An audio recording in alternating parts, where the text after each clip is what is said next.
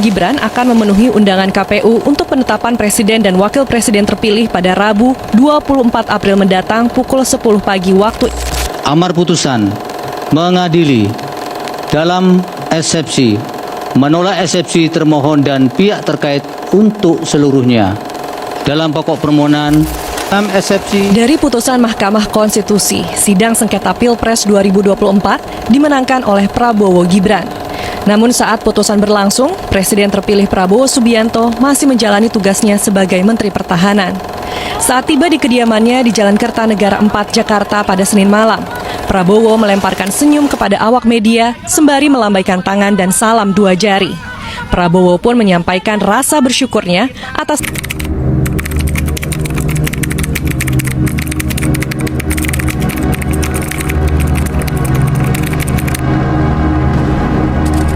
Sistem politik di Indonesia pasca Pilpres adalah sebuah periode yang penuh dengan dinamika dan juga tantangan. Sebagai puncak dari proses demokratisasi, seringkali menjadi titik balik dalam politik sebuah negara termasuk di Indonesia. Pemilihan presiden adalah proses demokratis yang dimana warga negara suatu negara memilih secara langsung atau tidak langsung calon presiden yang akan memimpin negara itu sendiri.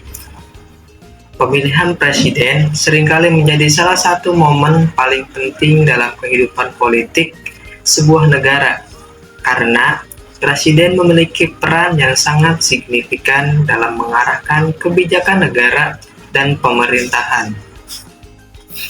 Proses pemilihan presiden biasanya melibatkan beberapa tahapan, seperti pencalonan calon presiden oleh partai politik atau lembaga yang memenuhi syarat, kampanye politik untuk mendapatkan dukungan dari masyarakat, dan pemungutan suara yang dilakukan oleh warga negara untuk memilih calon presiden yang diinginkan. Selain itu, ada yang namanya metode pemilihan presiden dapat bervariasi antara negara-negara yang berbeda. Beberapa negara menggunakan sistem pemilihan langsung yang dimana warga negara itu sendiri memberikan suara langsung untuk calon presiden tertentu. Salah satu contohnya seperti di negara Amerika Serikat, pemilihan presiden melibatkan sistem pemilihan tidak langsung, yang dimana warga negara memberikan suara untuk para elektor yang kemudian memilih presiden sendiri. Pemilihan presiden merupakan salah satu aspek penting dalam proses demokratisasi sebuah negara, karena memungkinkan partisipasi politik warga negara dalam menentukan pemimpin mereka dan arah kebijakan pada negara tersebut. Oleh karena itu, integritas, transparansi, dan keadilan dalam pelaksanaan pemilihan presiden sangatlah penting untuk menjaga legitimasi dan stabilitas pemerintahan serta memastikan representasi yang akurat dari kehendak rakyat itu sendiri. Setelah itu, kita membahas mengenai pemilihan presiden di Indonesia. Setelah pemilihan presiden di Indonesia, sistem politik di Indonesia cenderung mengalami perubahan tergantung pada pemenangnya itu sendiri. Mungkin pada pergeseran dalam dinamika partai politik, kebijakan pemerintah, dan hubungan antara pemerintah dan oposisi. Tahun ini, di Pilpres 2024, pasangan Prabowo Subianto dan Gibran Rakabuming Raka terpilih menjadi presiden. Pasca Pilpres adalah sebuah periode yang penuh dengan dinamika dan juga tantangan. Pemilihan presiden sebagai puncak dari proses demokratisasi seringkali menjadi titik dalam politik sebuah negara termasuk di Indonesia. Pasca Pilpres 2024 ini, berbagai aspek dalam sistem politik di Indonesia mengalami perubahan, yang dimana di dalamnya mencakup dinamika antar partai, koalisi politik, kebijakan publik, dan partisipasi masyarakat. Salah satu aspek yang paling mencolok pasca Pilpres tahun 2024 ini adalah pergeseran kekuatan politik di tingkat nasional. Dengan terpilihnya seorang Presiden Prabowo Subianto dan Wakil Presiden Gibran Rakabuming Raka, pemerintah pusat seringkali mengalami perubahan arah kebijakan dan juga prioritas. Presiden yang baru memiliki agenda politik dan visi yang berbeda dengan presiden pendahulunya yaitu Joko Widodo, sehingga membawa dampak besar terhadap kebijakan publik dan pembangunan nasional. Selain itu, komposisi kabinet juga dapat berubah mencerminkan perubahan politik di tingkat elit itu sendiri.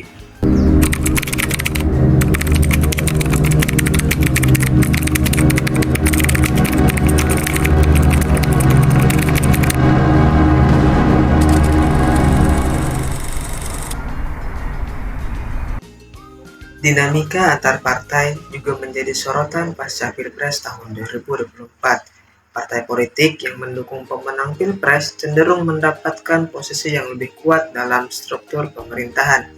Sementara partai oposisi mungkin mencari cara untuk memperkuat posisinya untuk menentang kebijakan pemerintah. Pembentukan koalisi politik baru atau restrukturisasi partai politik juga bisa terjadi, mempengaruhi dinamika politik dalam jangka waktu yang panjang. Selain itu, hubungan antara pemerintah pusat dengan pemerintahan daerah juga mengalami perubahan pasca Pilpres 2024. Pergantian kepemimpinan di tingkat lokal dapat mempengaruhi dinamika politik regional, terutama jika kepemimpinan baru memiliki afiliasi politik yang berbeda dengan sebelumnya. Kolaborasi antara pemerintah pusat dan daerah menjadi krusial dalam memastikan keberlangsungan pembangunan dan juga pelayanan terhadap publik, yang dimana proses demokratisasi di Indonesia juga terus berlanjut pasca Pilpres tahun 2024 ini. Partisipasi masyarakat dalam politik semakin meningkat, terutama dengan semakin mudahnya akses terhadap informasi dan perkembangan teknologi komunikasi. Masyarakat juga semakin aktif dalam menyuarakan aspirasi dan menuntut akuntabilitas dari para pemimpin politik. Ini menuntut pemerintah untuk menjadi lebih responsif terhadap kebutuhan dan juga keinginan para masyarakat. Setelah Pilpres tahun 2024 ini berjalan, dalam menghadapi tantangan, pemerintah dan semua pemangku kepentingan politik harus bekerja sama untuk memastikan stabilitas politik, pembangunan berkelanjutan, dan penguatan demokrasi. Dialog politik yang inklusif, pengolahan konflik yang bijaksana, dan peningkatan partisipasi publik menjadi kunci untuk memperkuat sistem politik di Indonesia pasca Pilpres tahun ini. Selanjutnya, ada aspek-aspek yang akan bahas lebih dalam. Yang pertama, ada aspek dinamika partai politik. Pemilihan umum seringkali mempengaruhi dinamika partai politik, apalagi pasca Pilpres, yang dimana partai-partai politik bisa mengalami restrukturisasi, perubahan aliansi, atau bahkan pembentukan partai baru. Analisis terhadap pergeseran kekuatan antar partai dan strategi politik mereka penting untuk memahami lanskap politik pasca Pilpres. Aspek kedua yaitu kebijakan publik, yang dimana presiden yang baru terpilih yaitu Prabowo Subianto akan membawa agenda politiknya sendiri yang berpotensi membawa perubahan besar dalam kebijakan publik.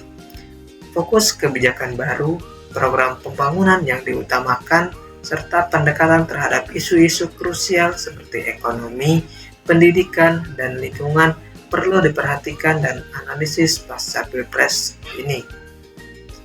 Poin ketiga atau aspek yang ketiga ada hubungan antara pusat dan daerah, yang dimana pergantian kepemimpinan di tingkat lokal bisa memengaruhi dinamika politik regional dan hubungan antara pemerintah pusat dan daerah. Dukungan atau oposisi dari pemerintah daerah terhadap pemerintah pusat serta implementasi kebijakan di tingkat lokal merupakan aspek penting dalam menganalisis sistem politik pasca Pilpres tahun 2024 ini.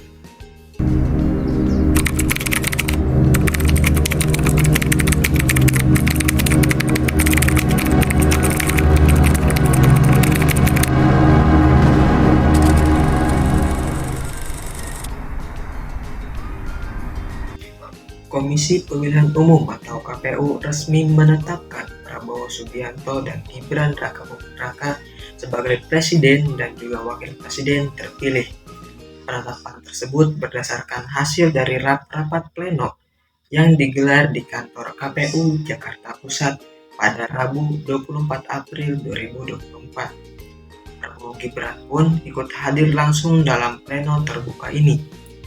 Pembacaan berita acara KPU tentang penetapan Prabowo Gibran sebagai presiden dan juga wakil presiden terpilih dilakukan oleh Ketua KPU RI yaitu Hasyim Asyari.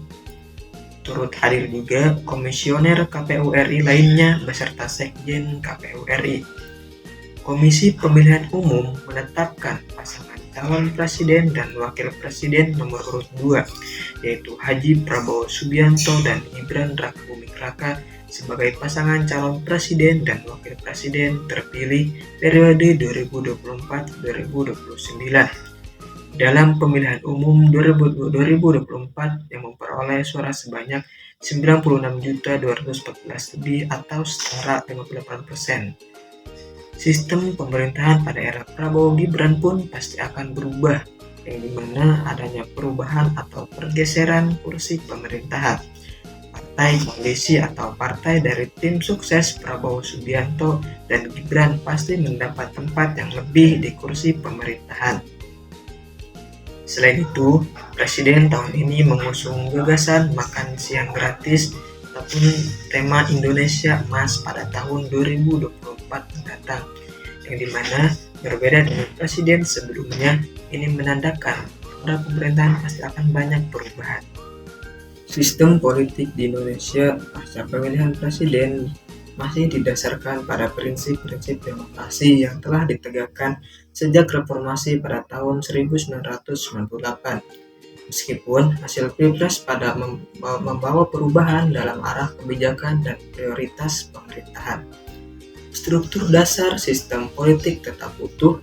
Dalam konteks ini, saya akan menjelaskan beberapa aspek penting yang menjadi ciri sistem politik di Indonesia pasca Pilpres tahun 2024 ini. Yang pertama yaitu peran presiden sebagai pemimpin negara dan kepala pemerintahan tetap menjadi elemen kunci dalam sistem pemerintahan di Indonesia.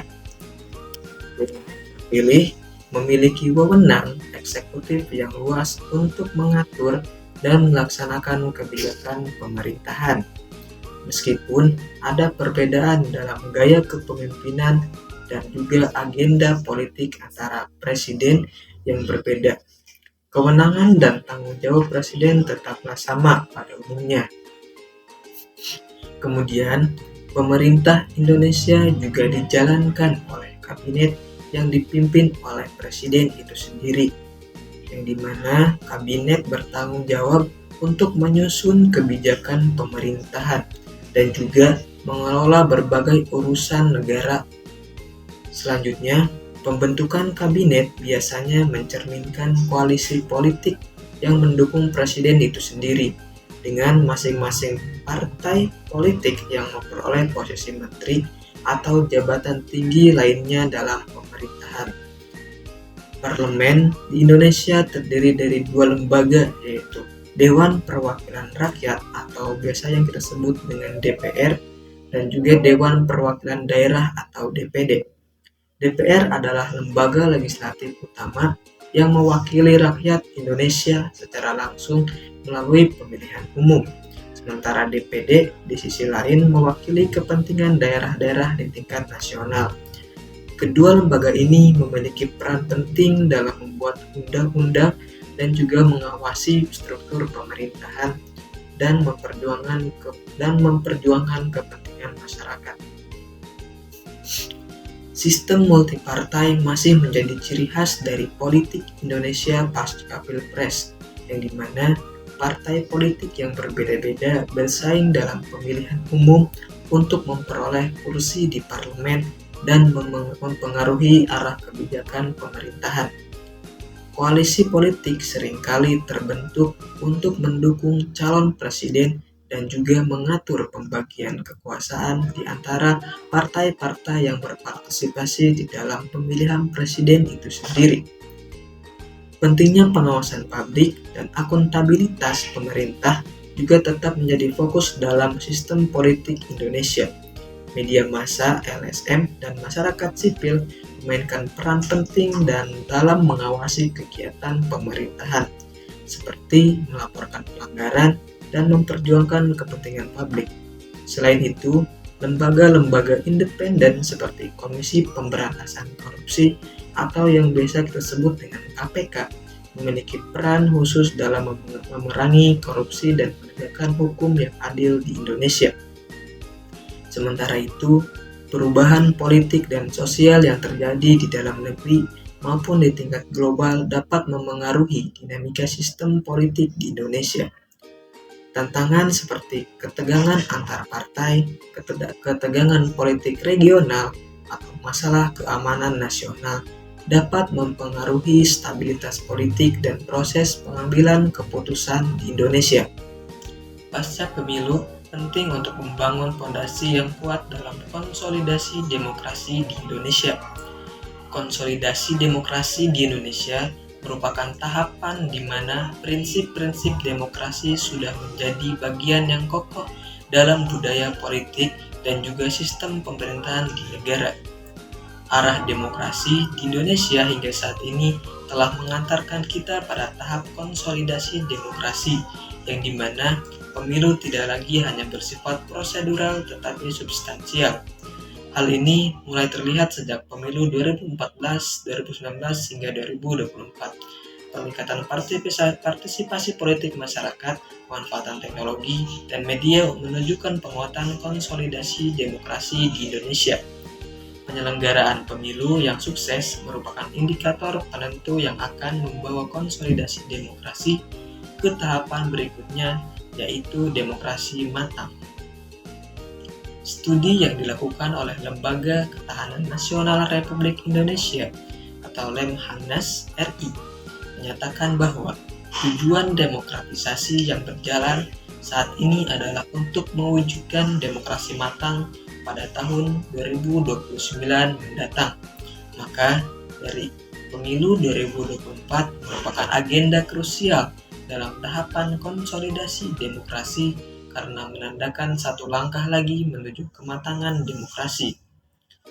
Pada tahapan ini akan terbuka peluang besar bagi perjalanan demokrasi di Indonesia karena kematangan demokrasi akan diiringi dengan penguatan institusionalisasi, good governance yang optimal, dan kepastian hukum yang sangat kuat.